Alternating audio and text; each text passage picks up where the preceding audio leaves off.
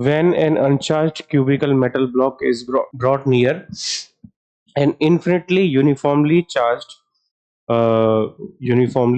non-conducting sheet, non-conducting plane. Choose the correct option. Charges.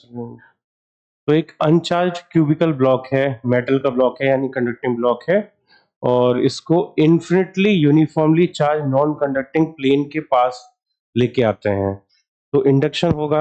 अब induction की वजह से क्या क्या यहाँ पे चेंजेस आएंगे वो देखना है अपने को।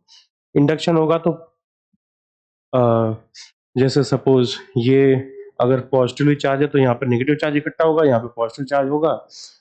तो पहला option, charges will be induced on the block and it will be attracted towards the plane. Okay, हाँ, अट्रैक्शन के बारे में अपने को बताना है। हाँ ठीक है, तो अट्रैक्शन के बारे में बताने के लिए हमें पता होना चाहिए कि फोर्स ज्यादा या कम कहाँ पे होगा। तो ये अगर इन्फिनिटी लार्ज प्लेन है तो इसका ई का फॉर्मूला होता है sigma bye 2 epsilon not which is constant. तो अगर ई कांस्टेंट है तो फिर फोर्स भी कांस्टेंट होगा, तो इस पर जो फोर्स लगेगा और इस पर जो फोर्स लगेगा वो सेम फोर्स होगा।